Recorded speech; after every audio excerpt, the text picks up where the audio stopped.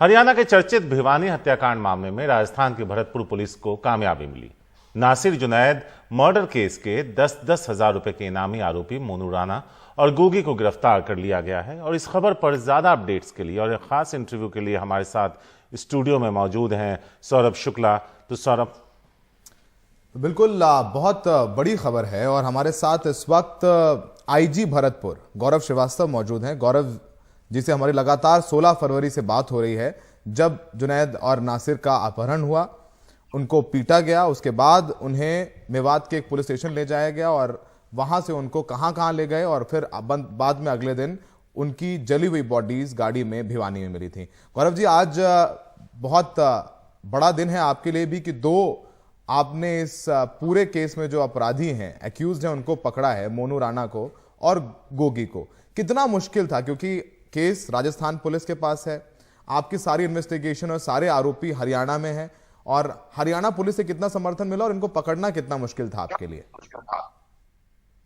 देखिए, हमारे लिए ऑपरेशनल चैलेंज ये था, सबसे पहले भरतपुर के बिल्कुल हरियाणा के बॉर्डर के पास एक क्षेत्र से इन दोनों का अपहरण किया गया। अपहरण करते ही तुरंत इन्हें हरियाणा क्षेत्र में ले गए, गंभीर रूप से इनके साथ मारपीट की गई। आगे का संपूर्ण घटनाक्रम, इन्हें ले जाने का, मारने का, मारपीट करने का, हत्या करने का और उसके बाद साक्ष्य मिटाने के लिए इनकी बॉडीज और वाहन को जला देने का, यह सारा घटनाक्रम हरियाणा के अंदर हुआ। एक तो सूचना लेट मिली, परिजन जब तक हमारे पास आए इनमें से बहुत सारी चीजें ऑलरेडी हो चुकी थी, और दूसरा क्षेत्र, दूसरा राज्य, कोई आई विटनेसेस मुश्किल से मिल पाना, इन सब ऑपरेशनल चैलेंजेस के साथ हमने काम करना स्टार्ट किए। परंतु विद इन 24 आवर्स जब पहला आरोपी, जो वन ऑफ द 5 जो एफआईआर में नामजद था, रिंकू सैनी, वो गिरफ्तार हुआ, तो हमें घटना के बारे में भी क्लूज मिले और लोगों के बारे में भी क्लूज मिले, और वहां से फिर हमारा एक सिस्टमैटिक इन्वेस्टिगेशन सर्च का ऑपरेशन स्टार्ट हुआ। हरियाणा के विभिन्न क्षेत्रों में जो लोगों के नाम आए जो इस घटनाक्रम में इन्वॉल्व थे, उनके लिए हमें मल्टीपल टीम्स भी डिस्पैच करनी पड़ी, साइंटिफिक एविडेंसेस कलेक्ट करनी पड़ी, जिससे हम सबसे पहले तो यह कंफर्म कर पाए कि यह शव उन दोनों के ही थे जिनका अपहरण हुआ है, क्योंकि बॉडीज वर बियॉन्ड रिकॉग्निशन। जो वाहन अपहरण में शामिल था उसकी पहचान करके हरियाणा से वो वाहन बरामद किया। उस वाहन में हमें ब्लड स्पॉट्स मिले, जिसको एफएसएल से मौके पे ही ऑब्टेन किया गया। जो जले हुए शव मिले थे, उनकी जो बोन्स मिली, उनसे डीएनए सैंपल्स लिए गए और उनका मिलान करवा करके सबसे पहले यह साबित किया गया कि वास्तव में जो दोनों बॉडीज जलाई गई हैं वो नासिर और जुनैद की ही हैं, और इसी वाहन से उनका अपहरण करके यह पूरा घटनाक्रम को अंजाम दिया गया है। इसके अलावा, क्योंकि इनिशियली कुछ कच्ची पक्की सूचना के आधार पर कुछ नाम आए थे, साइंटिफिक एविडेंसेस के आधार पर हमने 8 मेन टारगेट्स आइडेंटिफाई किए, जिनका इस घटना में अपहरण, मारपीट, हत्या और डेड बॉडीज का डिस्पोजल, इस पूरे घटनाक्रम में इनका रोल, इनका शामिल होना क्लियर कट प्रमाणित हो रहा था। उन 8 लोगों के हमने पोस्टर्स भी जारी किए, उनकी गिरफ्तारी के लिए उन पे इनाम भी घोषित किया। समय लगा, लगातार प्रयास किए गए, अब जाकर के इनमें से 2 अपराधी गिरफ्तार। गौरव जी, बहुत सनसनीखेज ये हत्याकांड था। इनका अपहरण किया गया, इनको पीटा गया, और सबसे बड़ी बात जो निकल करके सामने आती है कि इनको पीटने के बाद एक पुलिस थाने ले जाया गया हरियाणा के मेवात में, जिस पर एक इंक्वायरी भी कर रही है हरियाणा पुलिस थाने ले जाया गया, और उस वक्त तक ये दोनों जिंदा थे और शक था कि एक गौ तस्करी के शक में इनकी पिटाई की गई। तो हरियाणा पुलिस के रोल को लेकर के क्या आप लोग भी इन्वेस्टिगेट कर रहे हैं? क्योंकि पुलिस कहीं की भी हो, पुलिस तो पुलिस होती है, और अगर पुलिस के पास इनको पीट कर पहुंचे थे और बाद में हमने ये कहानी भी करी, स्टोरी भी करी थी कि ये सभी लोग पुलिस के इन्फॉर्मर्स थे।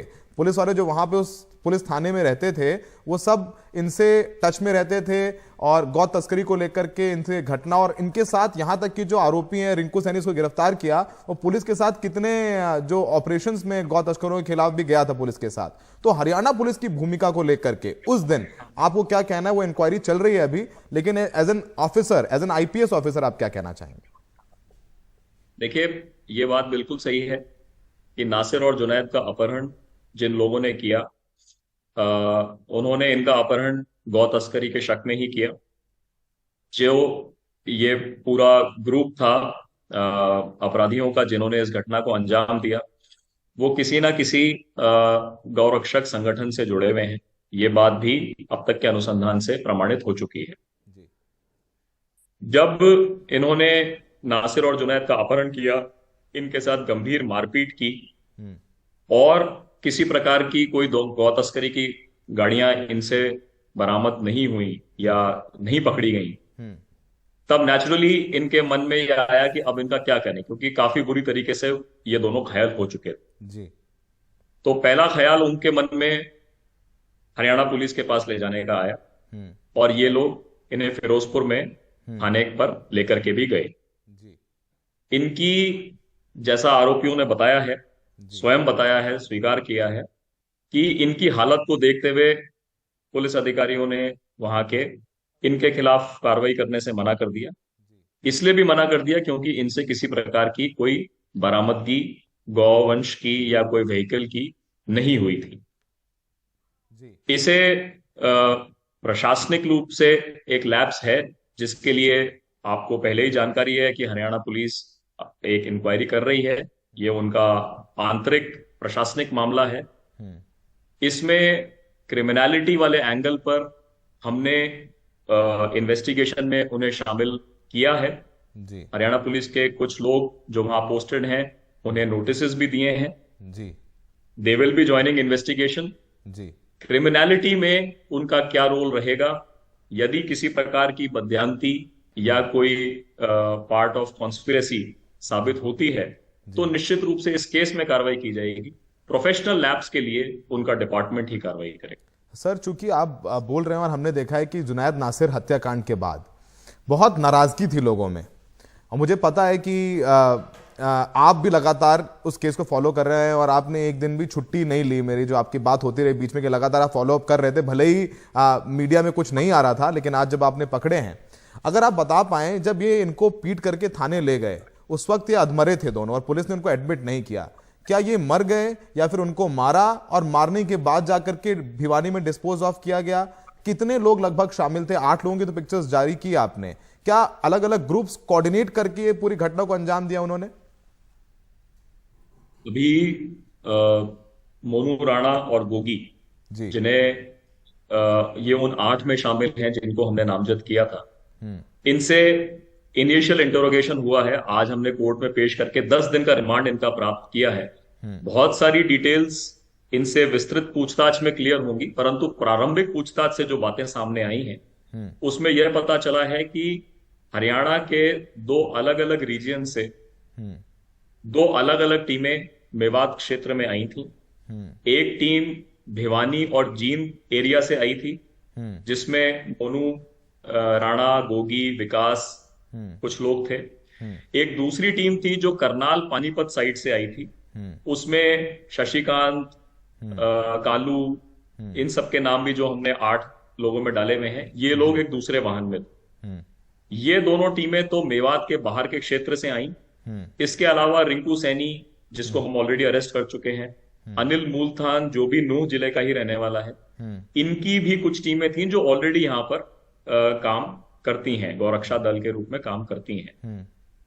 इन लोगों ने मिल करके 14 की रात 15 की सुबह, जब का यह घटनाक्रम है, इन्होंने अपहरण और मारपीट की घटना तो इसी क्षेत्र में हुई जी। परंतु थाने ले जाने तक इन्होंने यह बताया है अपनी पूछताछ में कि दोनों नासिर और जुनैद, वो दोनों जिंदा थे।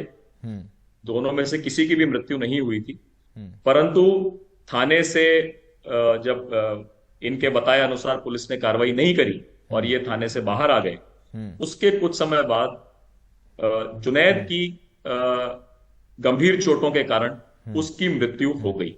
जी इसे due to lack of medical attention मान सकते हैं। जी परंतु क्योंकि शव जले हुए हालत में थे तो चोटों का एग्जैक्ट ब्यौरा उसमें नहीं निकल सकता है। जी परंतु जो गंभीर बात है जी इसके साथ साथ वो ये है कि नासिर उस समय जिंदा था।